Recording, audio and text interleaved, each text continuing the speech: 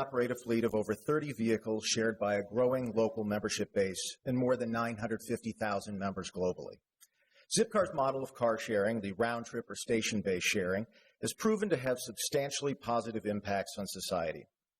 Each vehicle we put on the road displaces between 9 and 13 personally owned vehicles.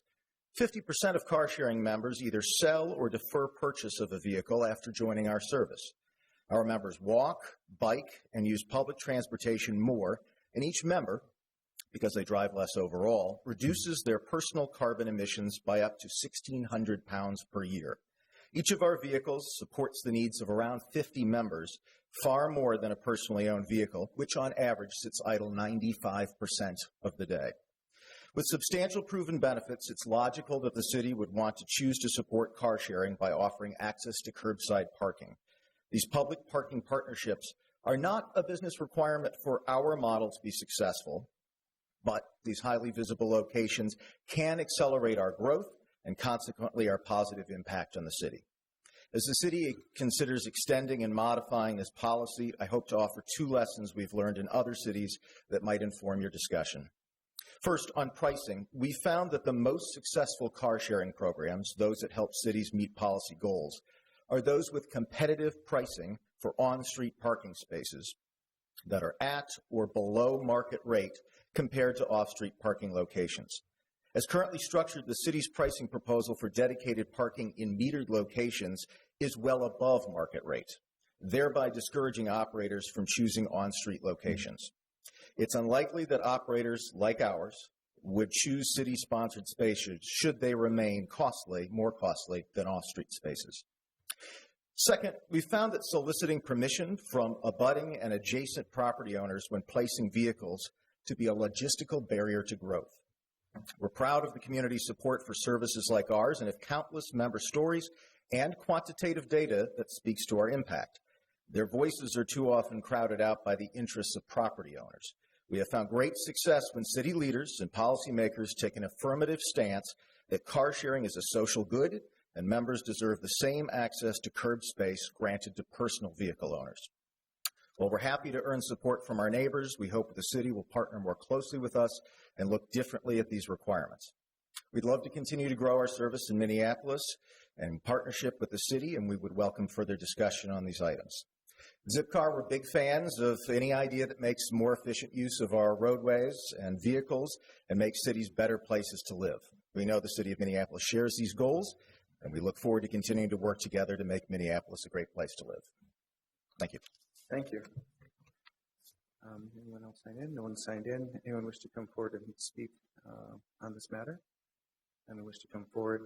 See none, I will close the public hearing, and perhaps staff could make a comment on the marketability question or the market value question.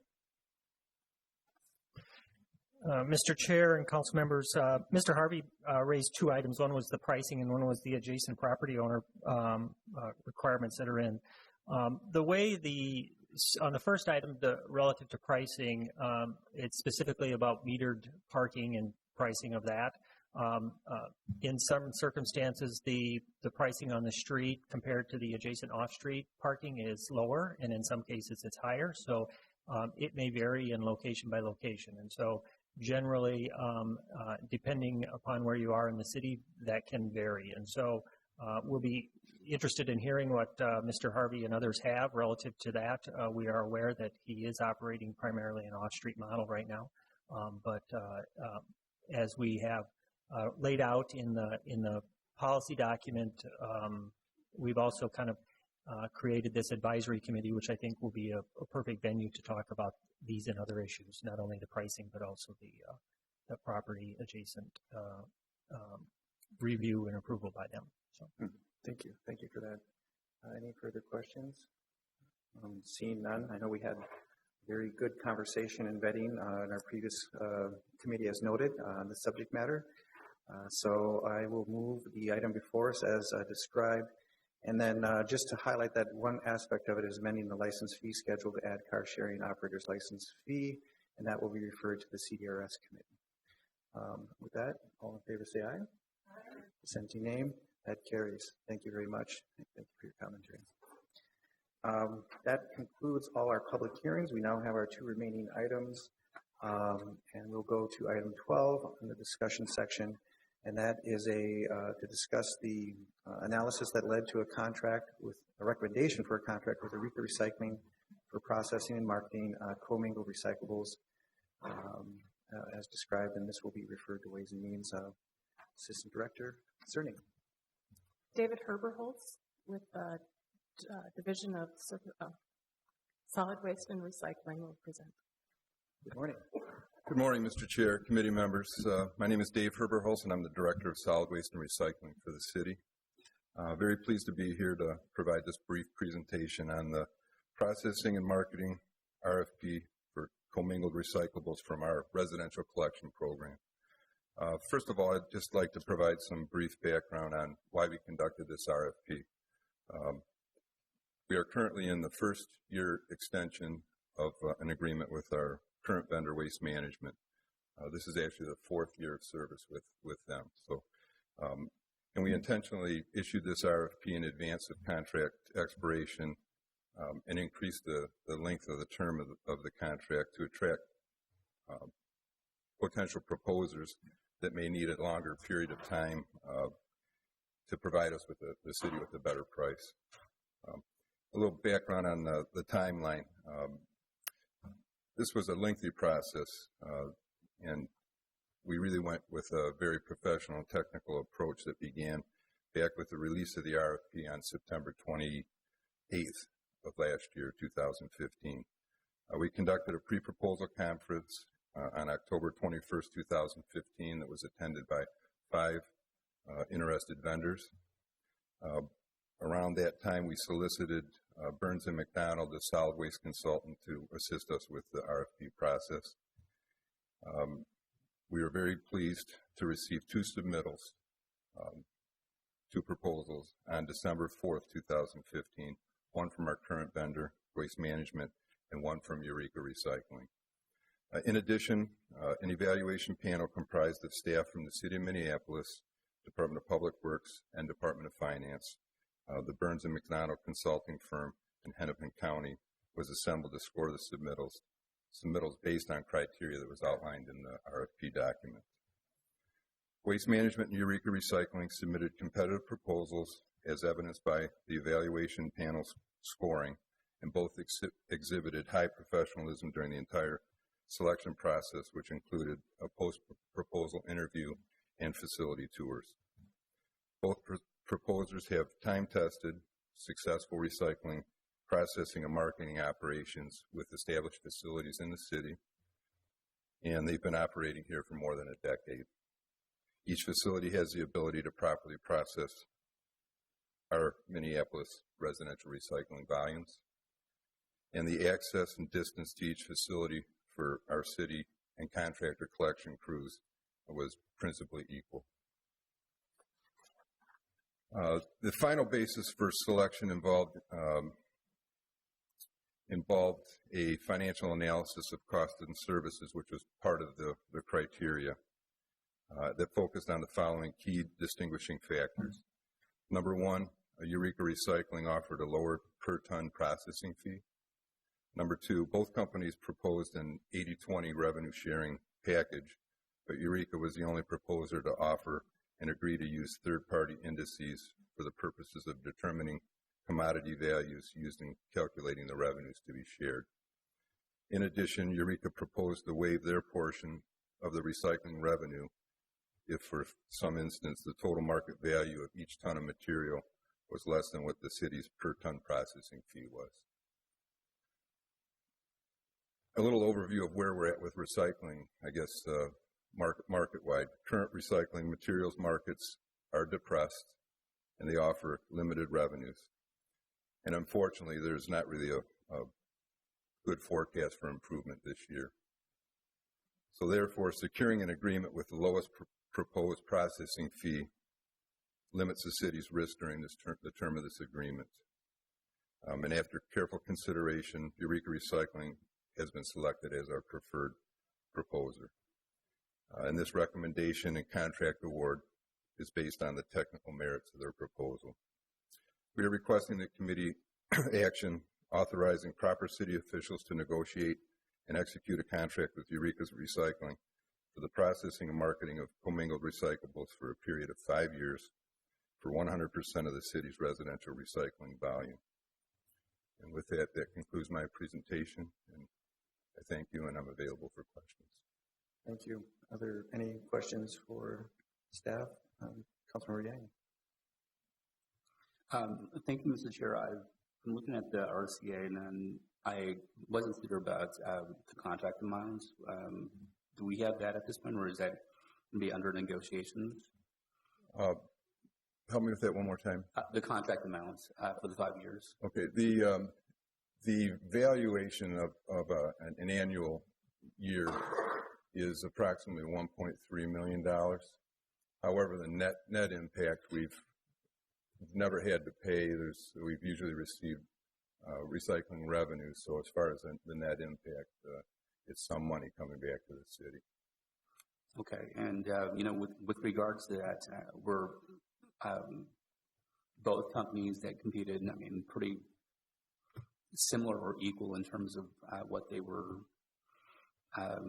charging us year to year, or was there a significant difference?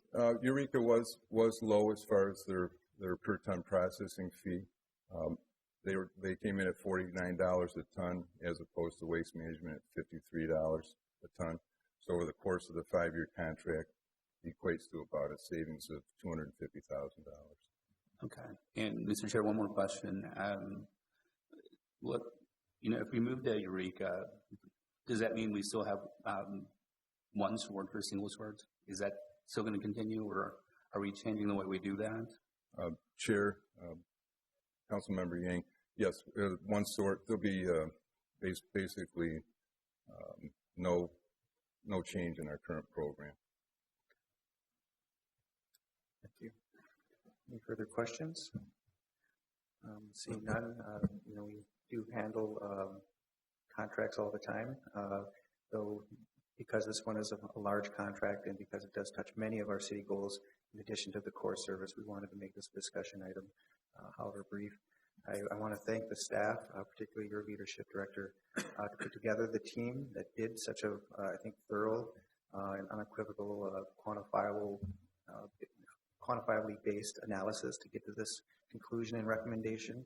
And I think the city was well served by that process. And with that, I'm happy to move this item. Any further discussion? Councilmember Yang. Mr. Chair, just a minor thing, with regards to this specific contract, I was amazed at the number of emails that we received from folks supporting Eureka on this. And, I don't know if this is going to be a precedent in the future with regards to people competing on contracts and having just a built-in constituency or a built-in support group that just continuously sends emails. But if that's kind of built into the system, it would be nice just to let folks who are competing for contracts know that, just so that they could just flood us with emails.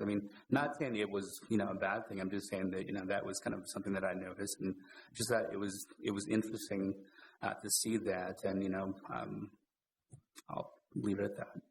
Well, in response to that, I think more than anything else, that is one more reason to underscore the process that was laid out, where we have a very exclusive and technical vetting by technical people, including our jurisdictional partners, such as Hennepin County, as step one, which is not influenced one way or another by, people's ability to say their opinions or lobby or exercise their freedom of speech. So I think that's one of the things where I really did want to highlight. This was step one. Of course, we're not, as policymakers, we're aware of a whole range of other issues that we may associate with the core action, but the core action before us based on the merits presented. Councilmember Bender. Thank you, Mr. Chair. I also received a really high number of communications about this that notably were really focused on things that may not have been within what staff reviewed, because again, the review was mostly based on these criteria about providing the service in a way that was financially advantageous for the city, and we knew that we were going to get the service that our constituents need. But, I think the discussion was timely that we had at Cal regarding our procurement standards and the work that Councilmember Glidden and others are leading with the coordinator's office, because the things that my constituents were talking about had to do with the company's policies in their workplace and the benefits that they give to their employees, the fact that it was a locally owned company. And those are things that aren't reflected now in our procurement scoring, as I understand it, but maybe should be in the future. So I'm glad that we are having that policy discussion about how we look at RFPs, because obviously it is a high priority for my constituents based on the number of communications I got about those specific elements of the decision we're making. Thank you, Councilmember. Understand that this process was purposeful.